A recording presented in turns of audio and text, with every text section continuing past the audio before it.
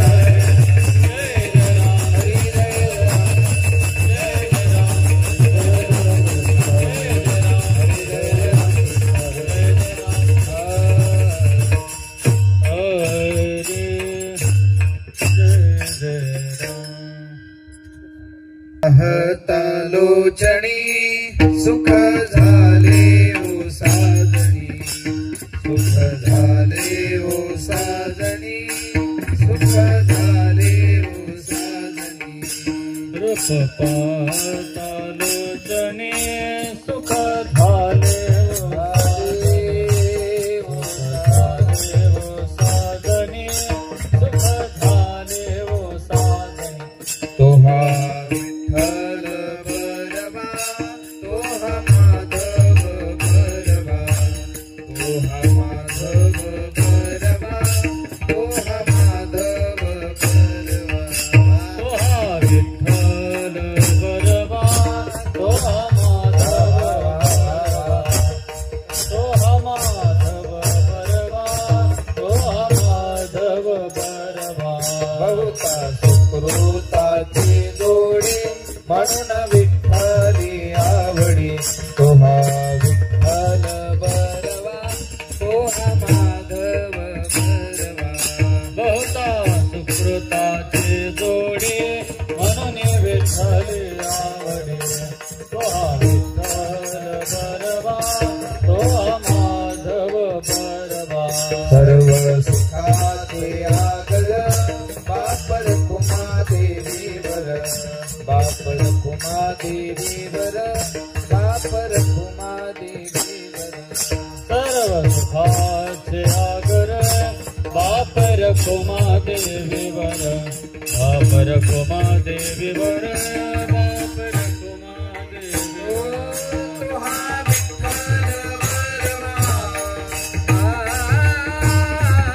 तो हा माधव बरवा, तो हा माधव बरवा, तो हा माधव बरवा. तो हा विठ्ठल बरवा, तो हा माधव बरवा, माधव बरवा, तो हा माधव जय बरवा. जय राम कृष्ण, जय जय राम कृष्ण, जय जय राम कृष्ण, जय जय राम कृष्ण, जय जय राम कृष्ण हरी, जय जय राम कृष्ण हरी, जय जय राम कृष्ण हरी, जय जय राम. जय जय राम कृष्ण हरी, जय जय राम कृष्ण हरी, राम कृष्ण हरी, जय जय राम, जय जय जय राम, जय जय राम.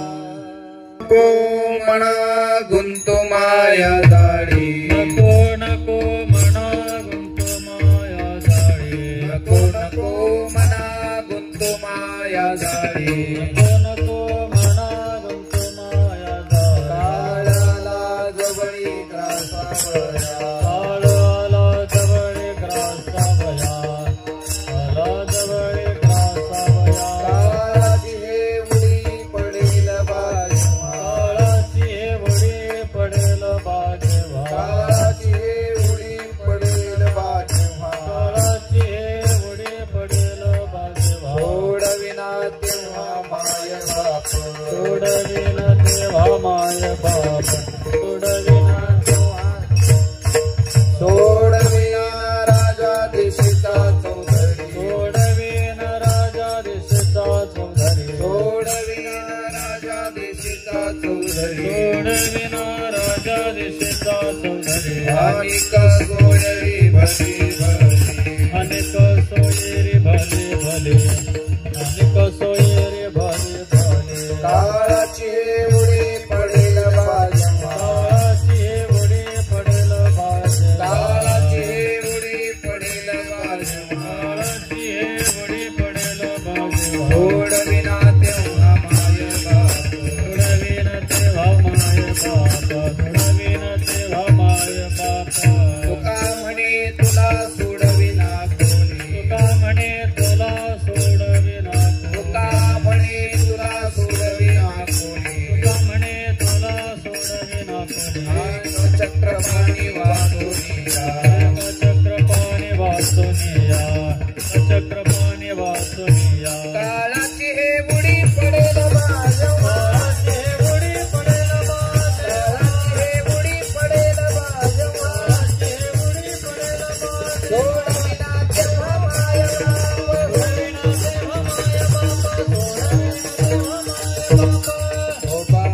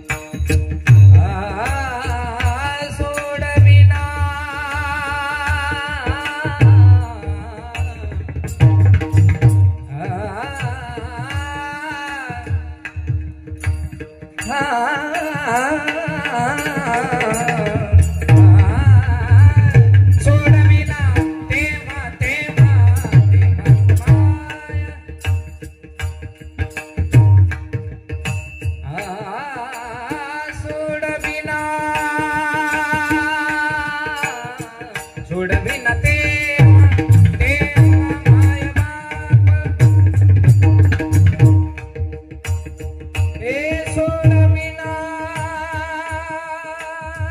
तेव्हा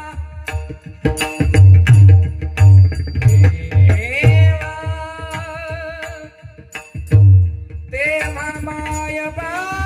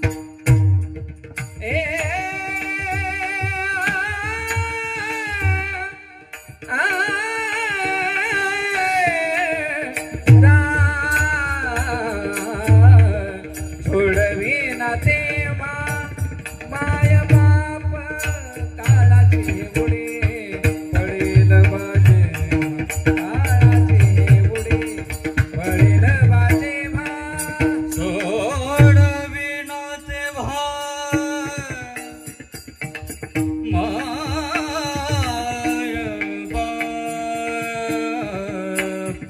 माय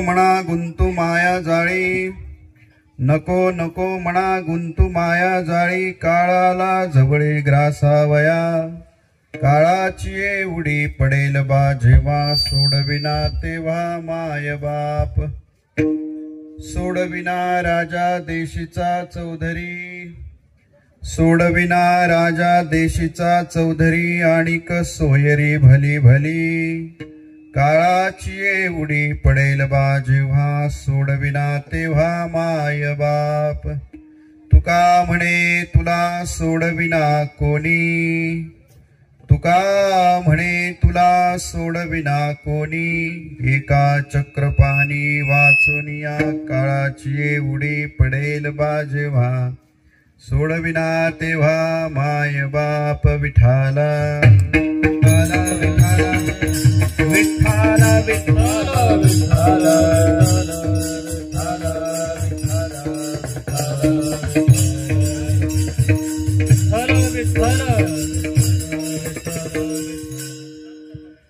समचरण सरोजम सांद्र नीलांबुदाभम, जगन निहित पाणिं अंडनं अंडनानां, तरुण तुलसी माला कंधरं कंजनेत्रं, सदय धवल हासं विठ्ठलं चिंतयामि, पांडुरंगा करू प्रथम नमन, दुसरी चरणा संतांची, त्यांच्या कृपादाने कथेचा विस्तारू, बाबाजी सद्गुरू दास तुका, पांडुरंगा करू प्रथम नमन, दुसरे चरणा संतांचे, त्यांच्या कृपादाने कथेचा विस्तारू, बाबाजी सद्गुरू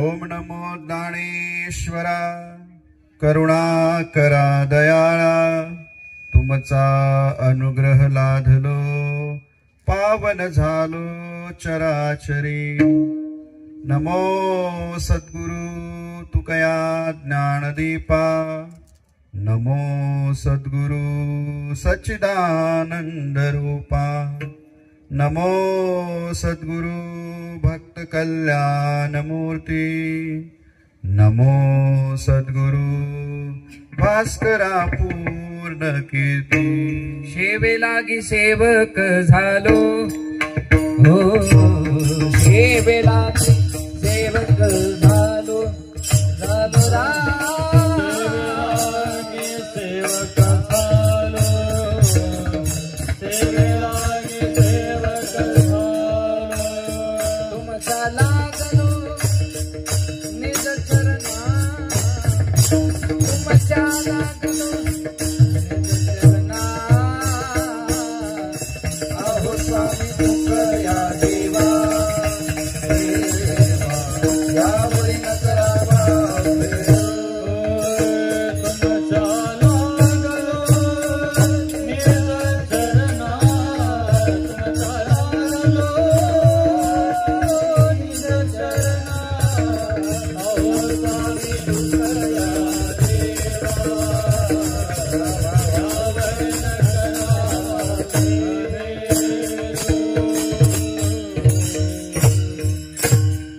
नको नको म्हणा गुंतू माया जाळी, काळाला जवळे ग्रासावया, काळाची एवढी पडेल बा जेव्हा, सोडविना तेव्हा माय बाप. कैलासवसे सुंदरबाई बाबासाहेब पवार यांच्या प्रथम पुण्यस्मरण दिनाच्या निमित्ताने आपण सर्वजण बरोबर 9 वाजता आलात आणि 10:53 कीर्तन सुरू झालं. सगळ्या पवार परिवाराची इच्छा, त्याच्यामुळे मी या ठिकाणी खरं तर उपस्थित आहे. पिंडदान विधीच्या निमित्तानं त्यांची इच्छा होती की मी प्रवचन करावं. 4-5 दिवस त्यांनी बॅनरही छापले नव्हते, परंतु अयोध्येचं निमंत्रण आणि त्याच्यामुळे मला अयोध्येला कीर्तनासाठी जावं लागलं. म्हणून पिंडदान विधीचा सेवा करता आली नाही. त्यानंतर मी दशक्रियेची प्रवचनही संपूर्णतः बंद केलेली आहेत. म्हणून मागे पाचरणे साहेबांच्या आणि संविधानाच्या कार्यक्रमामध्ये मला अण्णा आणि बापू म्हणाले की त्यावेळी तुम्ही आले नाहीत, यावेळी तुम्हाला यावं लागेल. म्हणून आवर्जून आईंच्या प्रथम पुण्यस्मरणाच्या निमित्ताने तुमच्यासाठी सेवेसाठी या ठिकाणी उपस्थित आहे. निवडलेला अभंग माझा श्वास जगद्गुरु तुकोबाराय यांचा असून मला काही रिटर्न पण येत नाही ना आवाज पण निघले. यांचा अभंग आहे. मी अण्णांना म्हणालो होतो साऊंड सिस्टीम. तुकोबाराय या अभंगामध्ये म्हणतात, नको नको म्हणा गुंतू माया जाळी, काळाला जवळी ग्रासावया. आपण सगळे आपलं मन या मायेमध्ये अडकलंय आणि त्या अडकण्यामुळे आपला नाश आहे. आपण अडकलो तर काळ लवकर जवळ येतो. जगद्गुरु तुकोबारायांना ती शंका आहे, चिंता आहे, म्हणून ते म्हणतायत नको नको म्हणा. तुकोबाराय म्हणतात की आपण सगळेजण या मनाच्या विकारांमुळे काळाच्या जवळ जातोय आणि म्हणून ते म्हणतायत नको नको म्हणा गुंतू माया जाळी. आज काही कीर्तन बरोबर होणार नाही मला. काळाची उडी पडेल बा जेव्हा, सोडविना तेव्हा माय बाप. ज्यावेळी काळाची उडी पडते त्यावेळी आपले आई वडील पण आपल्याला सोडवत नाही. या सगळ्या माया आणि काळ याच्यामध्ये जे नांदत आहे ते आपलं मन आहे. आणि या मनावर आज तुमच्याशी मला संवाद साधायचा आहे. सायकोलॉजीचा मी विद्यार्थी असल्यामुळे मला मनावर बोलायला खूप आवडतं, पण ही माईक असा त्रास देतो. त्याच्यामुळे जीवनाकडे आपण पाहिलं तर त्यांच्याही जीवनावर अनंत आघात झालेले आहेत. सावरले आणि सावरल्यानंतर ते म्हणतायत, आपल्याला समजावून सांगतायत नको नको म्हणा गुंतू माया जाळी, काळाला जवळी ग्रासावया. काळाची एवढी पडेल बा जेव्हा, सोडविना तेव्हा माय बाप. सोडविना राजा देशीचा चौधरी, आणि सोयरी भली भली.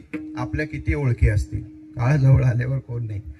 आता माझ्या एवढ्या ओळखी आहेत साऊंड सिस्टीम वाल्यांच्या, आहे काही तर कोण आल्यानंतर आपला कोणीही नाही. आपल्याला कोण सोडवणार आहे. तुका म्हणे तुला सोडविना कोणी, एका चक्रपाणी वाचवणिया.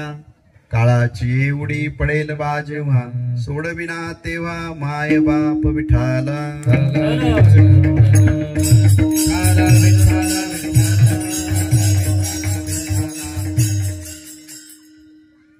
या सगळ्या कीर्तनाकडे जात असताना माझ्या मनामध्ये द्विधा अवस्था आहे. ती अशी आहे की नेमकी तुम्हाला कोणत्या दिशेने घेऊन जावं. माणसाच्या मनाच्या संदर्भामध्ये इतकी मलिनता लोकांच्या मनामध्ये निर्माण झालेली आहे. या मलिनतेवर काम करण्यासाठी कुठलंच मेडिकल अवेलेबल नाहीये. ऍसिडिटीवर गोळी घेता येते, ऍसिडिटी थांबवता येते. मनामध्ये पित्त निर्माण झालं तर त्या पित्ताचा नाश करण्यासाठी मात्र आपल्याकडे गोळी नाही. आता याच्या संदर्भात तुम्ही जर शांतपणे हे कीर्तन ऐकलं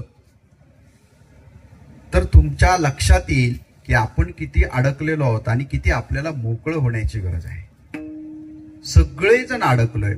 मान, सन्मान, प्रतिष्ठा, पद, द्वेष, लोभ, मत्सर, अहंकार, या सगळ्यामध्ये आपण इतकं अडकून गेलोय की आपल्याला कळतच नाहीये मुळात आपण जगतोय का जिवंत आहोत. हे सगळं नेमकी कुठे आहे ते आपल्या मनावर आहे. इथे तुम्ही सगळे बसलेले आहात. आज माझ्याकडे लक्ष द्या. तुमच्या जीवनाचं चिंतन घडणार आहे. आज तुम्ही इथे जे आलेला आहात, बापूंनी आणि अण्णांनी उगाच मला धरून इथं कीर्तनासाठी आणलेलं नाही. तुम्हाला इथे काहीतरी प्रबोधन व्हावं, तुमच्या मनाला आलेली मलिनता दूर व्हावी आणि तुमचं मन उन्मन्य अवस्थेला पोचावं याच्यासाठी खरं तर आजचं कीर्तन आहे. आणि तो कीर्तन करत असताना जगद्गुरु तुकोबारायांचा अभंग आहे. जगद्गुरु तुकोबाराय हे मानसशास्त्रज्ञ आहेत, हे मी वारंवार सांगत असतो. माझा PhDचा जो प्रबंध आहे एथिक्स ऑफ जगद्गुरु तुकोबाराय, तर याच्यामध्ये जे एथिक्स सांगितलेले आहेत ते बऱ्याच अंशी आपल्या मनाच्या भूमिकेच्या अवतीभोवती फिरत असतात. आता इथे तुम्ही सगळे बसलेला आहात, मी खात्रीने सांगतो की बऱ्याच जणांची मनं बऱ्याच ठिकाणी असतील. ती काबूत ठेवणं आणि इथे आणणं हे ज्याला जमलं तो खऱ्या अर्थाने जीवनात काहीतरी करू शकतो. आणि म्हणून तुम्हा सगळ्यांना आपल्या जीवनाच्या संदर्भाने इथे बोलायचं आहे. तर जगद्गुरु तुकोबाराय असं एका ठिकाणी म्हणतात की अत्यंत त्रासलेले असलेले जगद्गुरु तुकोबाराय त्यांच्या मनाची अवस्था अशा टप्प्यांमधून ते गेलेले होते की त्या टप्प्यातनं ती अवस्था कशी असेल याचा आपण विचार पण करू शकणार नाही. आज अण्णा बापू सुरेशराव यांची आई गेलेली आहे. आई गेली त्यावेळी त्यांना काही वाटलं नसेल कदाचित त्या दिवशी, पण दुसऱ्या दिवसापासनं, कारण सगळे सांत्वनाला लोक जमतात, नातेवाईक असतात, तुमच्याही जीवनामध्ये आई वडिलांचं असं असेल किंवा ज्यांचं नसेल त्यांच्या या गोष्टी लक्षात येतील. आणि या सगळ्या गोष्टी लक्षात आल्यानंतर मला जगद्गुरु तुकोबारायांचा प्रवास मोठा आश्चर्यकारक वाटतो. आश्चर्यकारक यासाठी की जबाबदारी 13व्या वर्षी घेतलेली आहे सगळ्या परिवाराची, 13व्या वर्षी, आणि 16व्या वर्षापासून आघात सुरू झालेत. म्हणजे पत्नी गेलेली आहे जग सोडून. कशासाठी? श्रीमंत असणारे जगद्गुरु समाजाला सगळं दान देतात आणि पत्नीच्या साठी सुद्धा घरामध्ये दान नाही अन्नाचं. मुलगा आजारी पडतोय, मुलाला उपचाराला पैसे नाहीयेत, लोकांकडे पैसे मागितले जातात पण कोण देत नाही. एका बाजूला पत्नी गेलेली आहे, मुलगा गेलेला आहे, त्याच्या अगोदर आई गेली आहे, वडील गेलेले आहेत, भावाची बायको देवा घरी गेली आहे, भाऊ घर सोडून गेलाय.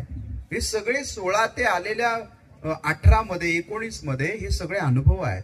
इतक्या तरुणपणामध्ये इतके मोठे आघात घेणारे जगद्गुरु तुकोबाराय ज्यावेळी आपल्याला आता धीर देण्यासाठी कोणच नाहीये त्यावेळी भामचंद्रा डोंगरावर जातात. निर्गुण निराकार परमेश्वराचं रूप समोर दिसतं आणि मग त्याला भजन त्याचं सुरू होतं.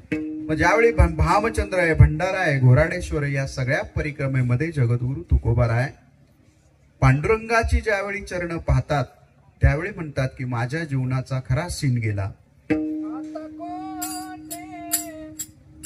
धावे मन तुझे चरण देखिया, तुझे चरण देखिया, तुझे चरण देखिया.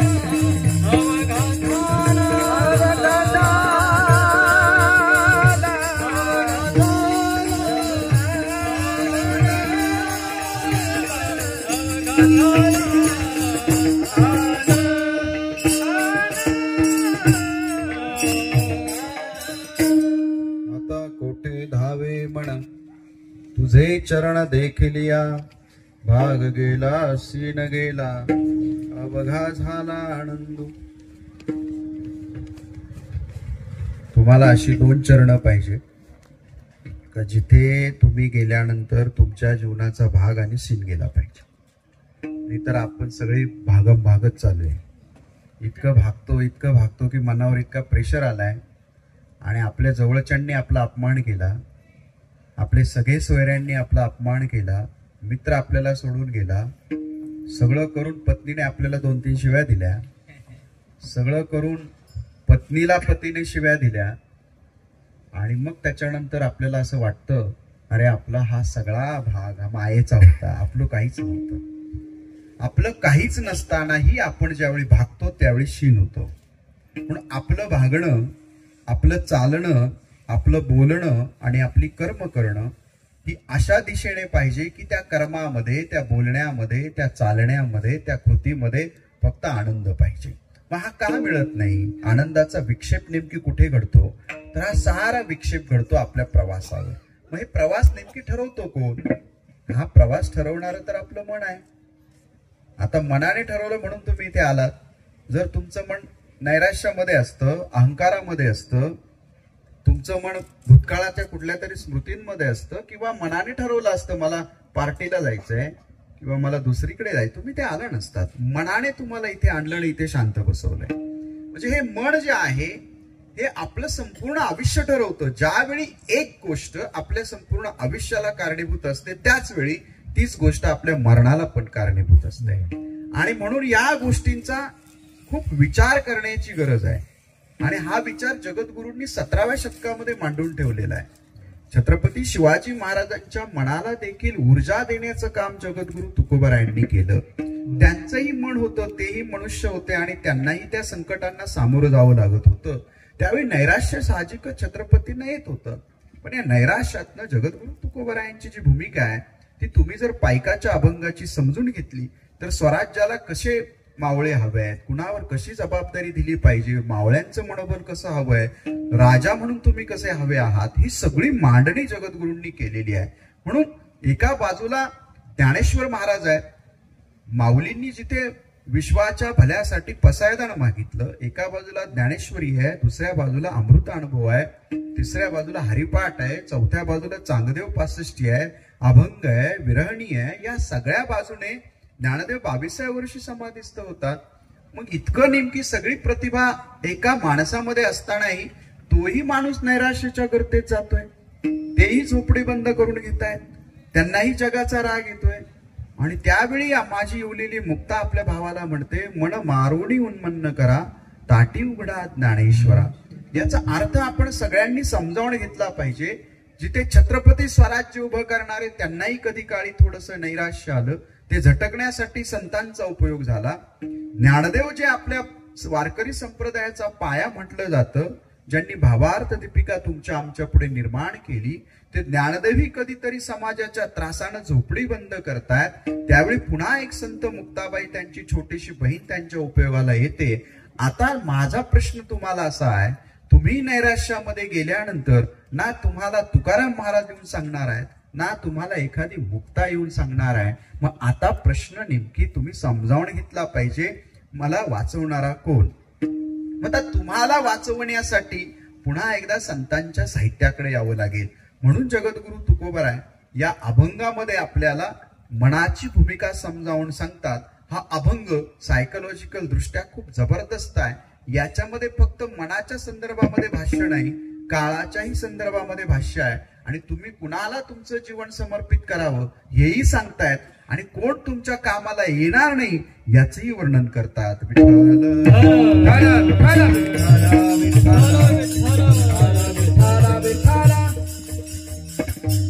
मी बऱ्याच लोकांना सांगत असतो, अहंकार ठेवू नका.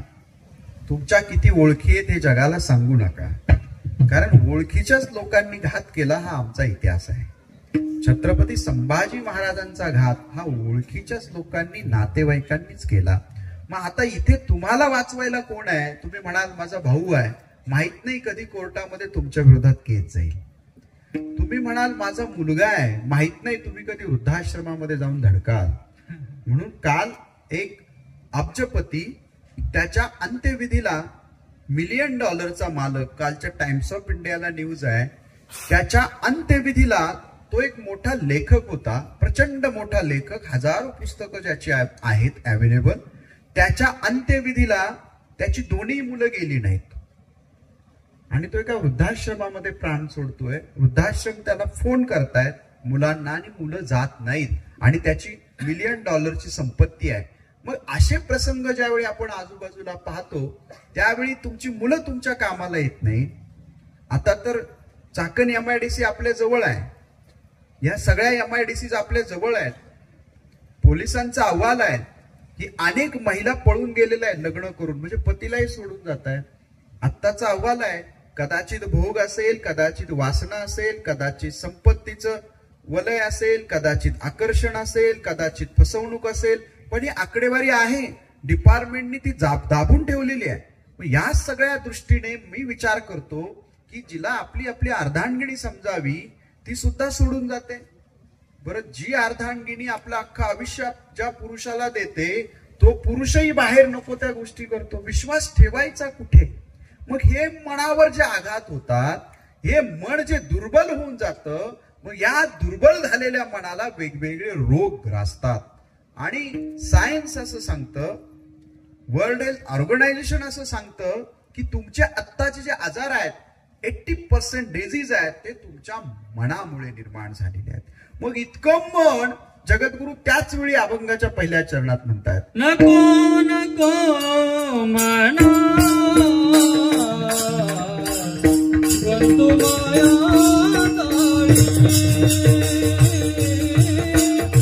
नको नको मना बंधू माया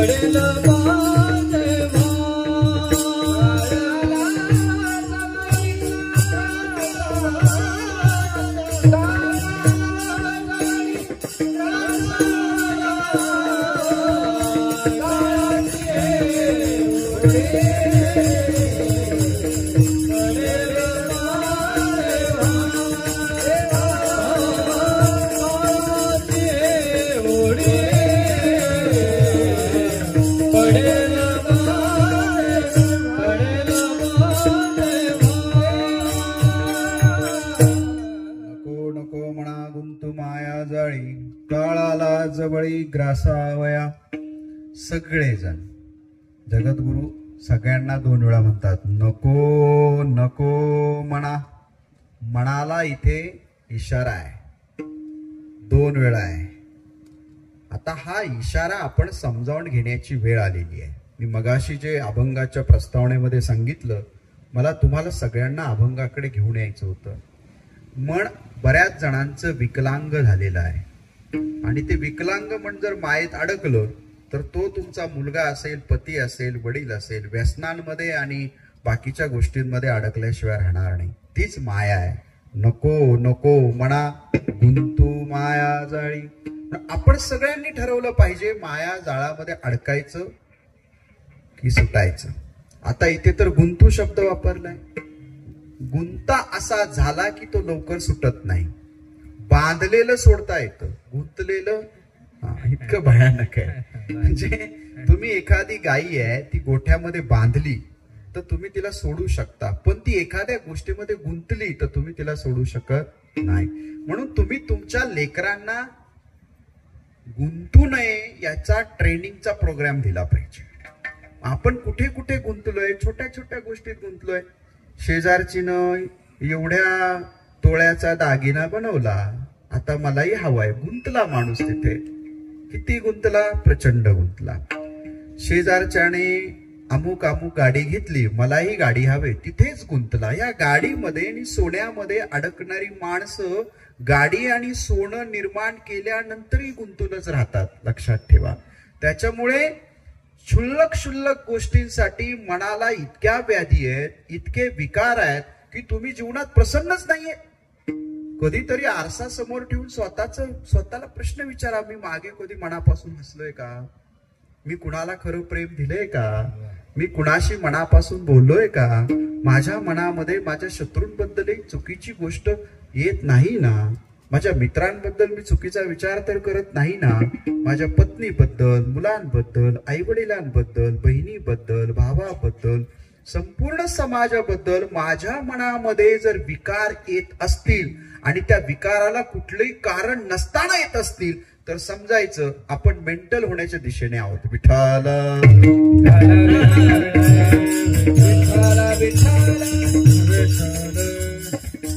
तुम्हाला मी सांगतो, काल माझं मुख्यमंत्र्यांपुढे भाषण झालं आणि राज्यातले सगळे महान संत होते. अगदी सज्जनगडाचे प्रमुख ते विठ्ठल देवस्थान, तर देव संस्थान, आळंदी संस्थान, बाकीचे महंत संत आणि ते फक्त भास्करगिरीचे महाराज, कुरेकर बाबा आणि मी, आमच्या तिघांकडे माझ्याकडे तर प्रस्तावनाच होती.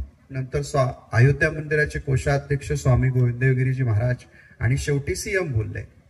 आता माझं मन कशात अडकतच नाही, त्यामुळे मी जे बोललो ते ऑन द स्पॉट जे बोललो. नंतर सीएम साहेबांनी ते स्टोरीला ठेवलं, त्यांच्या युट्यूबला, त्यांच्या पेजला, सीएमओ कार्यालयाने ठेवलं, जनसंपर्क कार्यालयाने ठेवलं. मला खूप जणांचे फोन आले. त्याच्यात एकाचा फोन मला असा आला की तुमचं भाषण चालताना समोर बसलेल्यांच्या 50% लोकांच्या कपाळावर. आता मला सांगा, मी प्रवीण महाराजांचा माझा रात्री फोन झाला, मी त्यांना असं म्हणालो, मी तर माझं मन मोकळं केलेलं आहे. म्हटलो ना, हीच भाषा बोललो मी. माझ्या मनाने इतका मोकळेपणा ठेवलेला आहे की शत्रूनं देखील यावं आणि या समुद्रामध्ये निर्मळ होऊन जावं.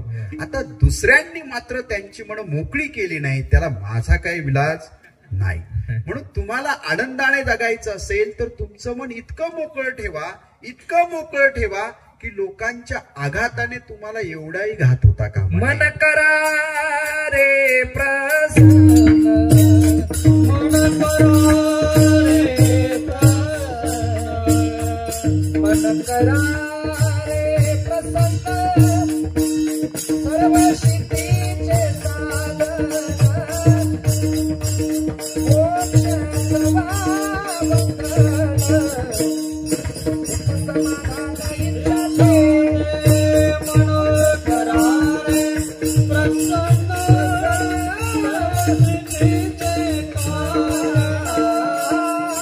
मोक्ष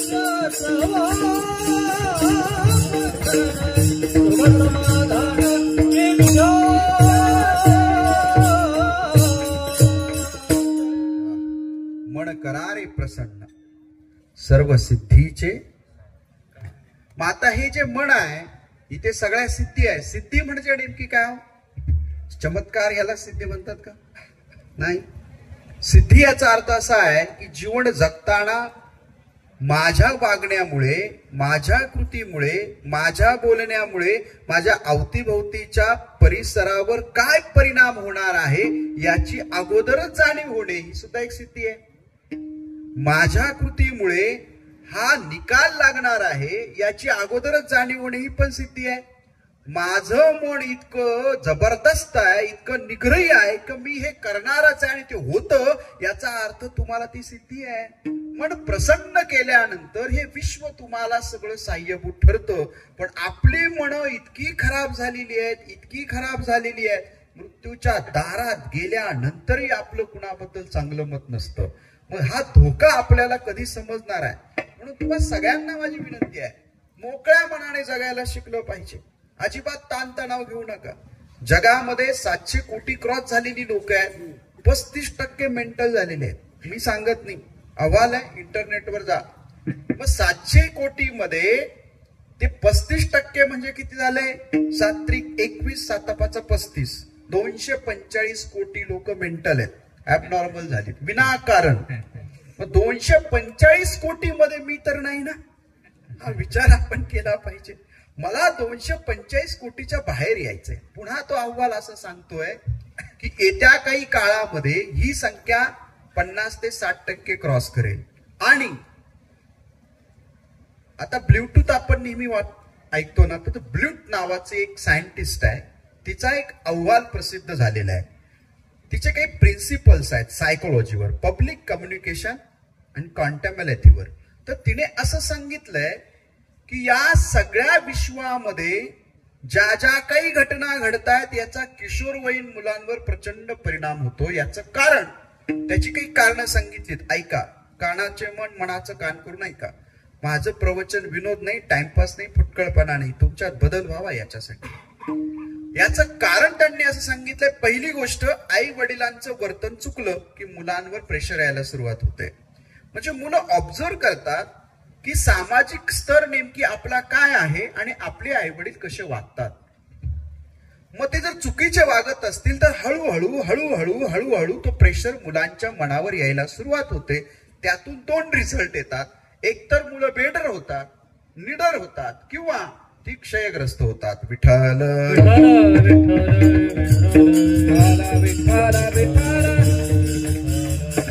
आता तुमची जबाबदारी इतकी आहे, त्या अहवालात पुढे असं सांगितलेलं आहे की मृत्यूची जी काही प्रमाण आहेत, त्याचे जे रिझन्स आहेत, ज्याची कारणं आहेत, त्या कारणांमध्ये सगळ्यात मोठं कारण भविष्यामध्ये हे आत्महत्याचं असेल.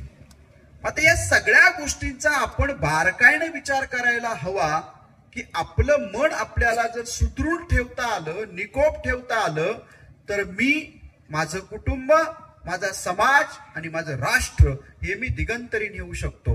म्हणून जगद्गुरु तुकोबाराय म्हणतात, नको नको म्हणा गुंतू माया जाळी, काळाला जवळी ग्रासावया.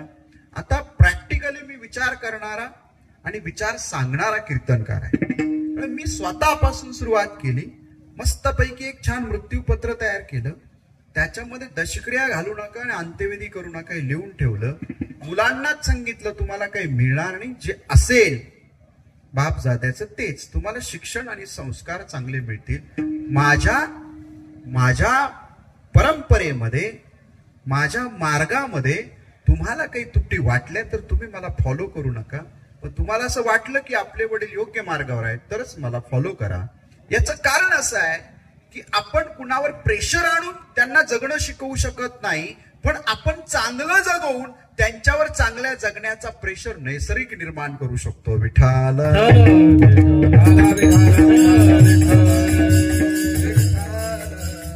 त्याच्यामुळे आता एक गावामध्ये ज्येष्ठ मंडळी असतात पहा. ती ज्येष्ठ मंडळी ओरडत नाही, ते काय हातात तलवार घेऊन बाहेर पडत नाहीत किंवा बंदूक घेऊन बाहेर पडत नाहीत. पण ज्येष्ठ मंडळी रस्त्यावर आली की लोक वाकून नमस्कार करतात. हातातली तंबाखू, हातातली सिगारेट, हातातली दारूची बाटली, हातातली पोरगी बाजूला टाकून पुढे येतात. बरोबर. याचा अर्थ काय? आदरयुक्त दरारा. मग त्या आदरयुक्त दराऱ्याचा परिणाम असा असतो, आजही गावगाड्यामध्ये लोक असं म्हणतात, पारावर मिटिंग बसायची, आमचा नाना, आमचा काका, आमचा बाबा उभा राहिला की गाव ऐकायचं. का? तुमचा बाबा, काका, नाना तसा होता म्हणून गाव ऐकायचं. तुमची बायको पण ऐकत नाही कारण तुम्ही तसे नाही आहात. म्हणून आपल्याला या सगळ्या गोष्टी समजावून घ्यायच्या असतील तर आपला आदरयुक्त दरारा जर समाजात निर्माण करायचा असेल तर आपलं मन आपल्याला सुदृढ करावं लागेल, निकोप करावं लागेल. आणि सुदृढ झालेलं मन ज्ञानदेवांचं, निकोप झालेलं मन तुकोबांचं, समर्पित मन माझ्या नामदेवांचं आणि बंड करणारं मन माझ्या नाथबाबांचं, या मनामुळे आज शतकानुशतक झाली तरी लोक त्यांच्या वाटेवर आहेत. आणि आपण जिवंत असतानाच आपल्या मागची आपली वाट लावतायत. याचा अर्थ आपली मनं कुठेतरी चुकलेली आहेत. म्हणून मी साधा संदेश तुम्हाला देणार आहे आणि पुढे जाणार आहे. तुम्ही सगळ्यांनी माझ्या मुलांसाठी काहीतरी करून ठेवायचं या भूमिकेतून लवकरात लवकर बाहेर पडलं पाहिजे. तुम्ही जन्माला आलात तुमच्या आई वडिलांच्या पोटी, तुमच्या पोटी तुमची लेकरं जन्माला आली. ही पिढ्यानपिढ्या चालू राहणार आहे, हे संक्रमण आहे. मला सांगा, तुमच्या मागच्या 5 पिढ्यांमध्ये कोण होतं याची नावं पण आपल्याला सांगता येत नाहीत. आपल्या 4 पिढ्यांमध्ये आपले पूर्वज कोण आहेत तेही आपल्याला सांगता येत नाही. आपल्या घराण्यामध्ये कुठून मुलगी आली, म्हणजे आपली खापर पंजी कोण होती, आपली पंजी कोण होती, आपली आजी कोण होती, आजीचे नातेवाईक हे पण आपल्याला माहित नाही. मग तुमचं सुद्धा काय होणार आहे बरं? आता पूर्वी विस्मृतीत जाण्याचे प्रकार कमी होते, आता स्मृतीत राहण्याचे प्रकारच राहिलेले नाही. लक्षात ठेवा. म्हणजे आता तुमची स्मृती तुमच्या 2-4 पिढ्यांच्या नंतर राहील. विषय सोडून द्या. मग तुम्हाला काय करायचंय, मी तुम्हाला तुमच्या आनंदाचा मार्ग सांगतो. विशेष करून इथे पती पत्नी जर माझ्या कीर्तनाला ताई आले असतील तर त्यांच्यासाठी हा मार्ग आणणं मी सांगतो तुमच्या परवानगीने. तुम्ही तुमचं जीवन असं जगा की हजारो आणि कोट्यावधी लोकांच्या साठी तुमचं जीवन आहे हे स्वतःच्या मनाला सांगा. या निसर्गामध्ये काही गोष्टी आहेत त्याच्याशी आपल्याला ऋणानुबंध करावे लागतील. ही सगळ्या विश्वामध्ये फक्त मानव जात ही एकमेव जात आहे असं समजू नका. या जगामध्ये, या ब्रह्मांडामध्ये, या पृथ्वीवर असे अनेक घटक आहेत, त्यांचे आपल्यावर उपकार आहेत म्हणून आपण जगतोय. कुणीतरी बॅक्टेरिया निर्माण करतंय, कुणीतरी जीवाणू, कुणीतरी परागकण करतंय, कुणीतरी कुणाला जन्माला घालतंय, त्याच्यामुळे तुमचे शत्रू मरले जात आहेत. हे निसर्ग चक्र आहे. या निसर्ग चक्राचा बाप होण्याचा प्रयत्न आपण करायचा नाही. आपल्या मनाला लागलेल्या मलिनतेने, लोभामुळे आज राष्ट्रांमध्ये युद्ध निर्माण व्हायला लागलीत. युक्रेनची परवाची मी बातमी वाचली. युक्रेनमध्ये शत्रू सैन्याच्या पत्नींना इकडच्या लोकांनी अनंत अत्याचाराने पिडलं. मला सांगा, त्यांच्या पोटी जन्माला येणारी संतती चांगली येईल का? कोणत्या मनाने आम्ही समोरच्यावर हल्ला करू पाहतोय हे सुद्धा आम्ही समजावून घेतलं पाहिजे. मग या सगळ्या गोष्टीतनं तुम्हाला मी मोकळं करतोय खूप सोप्या गोष्टीने. कबीर महाराज सांगतात, त्यांच्याकडे एक जण गेला आणि म्हणाला, मला खूप संपत्ती निर्माण करायची. ते म्हणाले, का करायची? तो म्हटला, माझा मुलगा जरा व्यसनी आहे, माझा मुलगा जरा आळशी आहे, माझा मुलगा कष्ट करायला मागत नाही, तो हुशार नाहीये. कबीर महाराज त्याला म्हणतात, तू तो बहुत मूर्ख निकला बोले, कपूत है तो क्यों धन इकट्ठा करणं. तुझं पोरग जर चांगलं नाही तर तू धन गोळा करून काय करणार आहे? धृतराष्ट्रानं डोळ्यावर पट्टी बांधली, पण त्याच्या मनाला पण त्यांनी बांधूनच घेतलं होतं ना. म्हणून दुर्योधनासाठी सिंहासनावर बसलेला आपल्या मुलाला, कुळाला, राजगादीला आणि राज्याला वाचवू शकला नाही. मग जिथे त्याची अवकात नाही, त्याची अवकात असताना त्याला वाचवता आलं नाही, आपली तर अवकात पण नाहीये. म्हणून कबीर महाराज म्हणतात, तुमचं पोरग बावळट आहे ना, मग तुम्ही सुधारण्याचा प्रयत्न करा. ज्या दिवशी तुम्हाला वाटेल आता हा सुधरू शकत नाही, तुम्ही त्याच्या मायेतनं बाहेर या. दुसरा आला, तो म्हणाला की माझा पोरगा खूप हुशार आहे, तो खूप कष्ट करतो, तो पहाटे उठतो, खूप बुद्धिजीवी आहे, म्हणून मला पैसे गोळा करायचे, त्याच्या कामाला येतील. कबीर महाराज खूप चिडले. कबीर महाराज म्हटले, तू तो बहुत मूर्ख निकला, सपूत है तो क्यों धन इकट्ठा करना. तुझं पोरग जर चांगलं आहे, तुझं पोरग जर हुशार आहे, ते जर प्रामाणिक आहे, ते कष्टाळू आहे, तू निर्माण केलेली संपत्ती अनेक लोकांच्या गळे दाबून, भ्रष्टाचार करून, नको त्या मार्गाने जमवलेली संपत्ती त्याच्या पुढे ज्यावेळी येईल त्यावेळी ती संपत्ती तिचे दानवी परिणाम दाखवेल. याच्यामुळे एकतर तुझं पोरग पबमध्ये जाईल, रस्त्यामध्ये ऍक्सिडेंट मध्ये जाईल, किंवा दुर्दैवानं तो त्याच्या जीवनामध्ये जे चांगलं निर्माण करू इच्छित होता, ज्याला म्हणतात आपण इनोव्हेटिव्ह प्रोग्राम्स, ते त्याच्यातलं नाविन्य संपेल का? तर त्याच्यासाठी रेडीमेड सगळं आहे. म्हणून आता तुमच्यासाठी मी 2 गोष्टी सांगितल्या. आता तुम्ही ठरवायचंय, तुमचं पोरग कपूत आहे की सपूत आहे. कपूत असेल अजिबात संपत्ती गोळा करायच्या मागे लागायची नाही, आणि सपूत असेल तरी अजिबात संपत्तीच्या मागे लागायचं नाही. तुम्ही, तुमची पत्नी, आई वडील, तुमचा समाज आनंद घ्या. तुमच्या जीवनामध्ये जे काही चांगलं करता येईल ते करा. कारण आताची जी लोक आहेत ही फक्त मुलाबाळांसाठी, संपत्तीसाठी धावाधाव चालू आहे. वयाची 60 झाली, वयाची 50 झाली, वयाची 70 झाली तरी देखील धावतात. मुलांसाठी सगळं निर्माण करायचं, आपल्यासाठी काय निर्माण करून ठेवणार आहोत आपण याचा विचार केला पाहिजे. म्हणून जगद्गुरु तुकोबराय म्हणतात, नको नको म्हणा गुंतू माया जाळी, काळाला जवळी ग्रासावया, मग हा सगळा मायेचा प्रकार आहे. काम आहे. विश्वव्यापी माया तिने झाकोळी छाया, तिने झाकोळी छाया. विश्वव्यापी माया तिने झाकोळी छाया, तिने झाकोळी छाया. विश्वव्यापी माया तिने झाकोळी छाया, तिने झाकोळी छाया.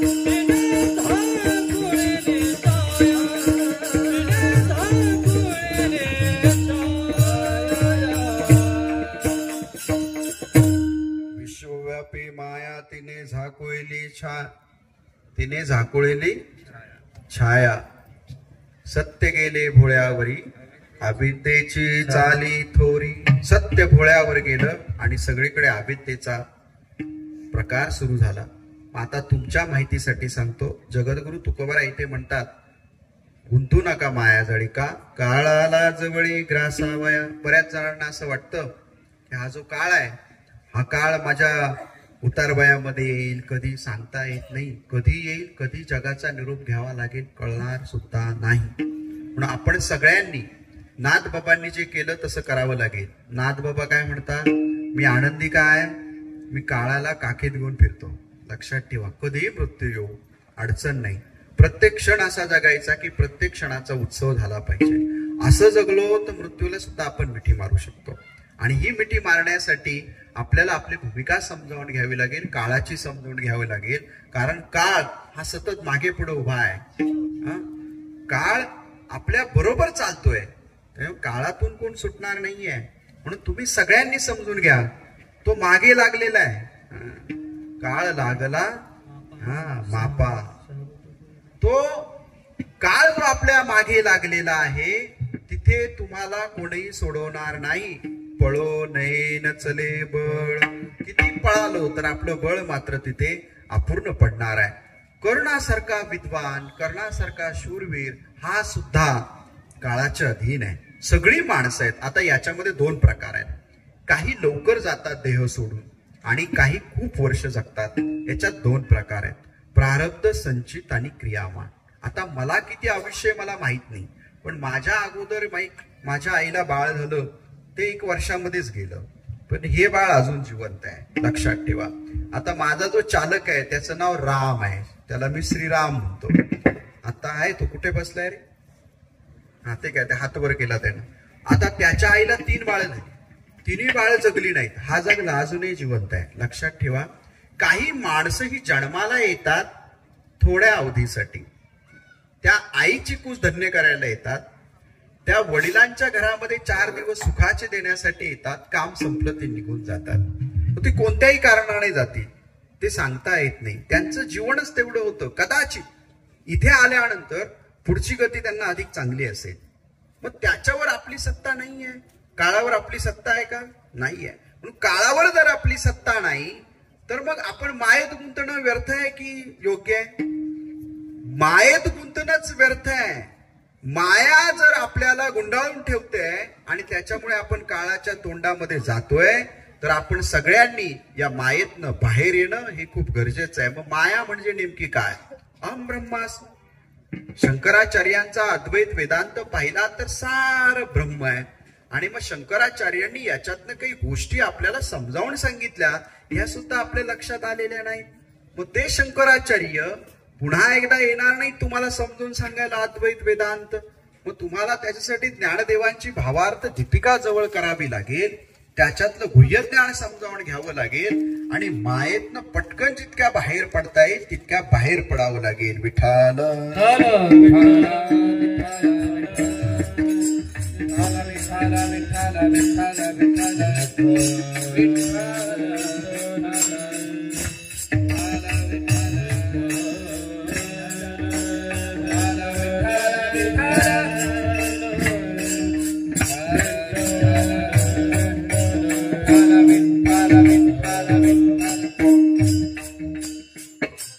आदरणीय ते आजही आमच्यासाठी नामदारच आहेत. ते आजही आमच्यासाठी श्रेष्ठ ज्येष्ठ नेतृत्वच आहे. त्यांचे आणि माझे खूप घरातले संबंध वडिलांपासून, साहेबांच्या वडिलांच्या दशक्रियेच्या वेळी तर मी मुक्कामीच होतो आणि त्यांचं माझ्यावर अविरत प्रेम आहे. त्याच्यामुळे दत्त जयंतीच्या दिवशी वडिलांचा कार्यक्रम करतात, आवर्जून माझा कार्यक्रम ठेवला.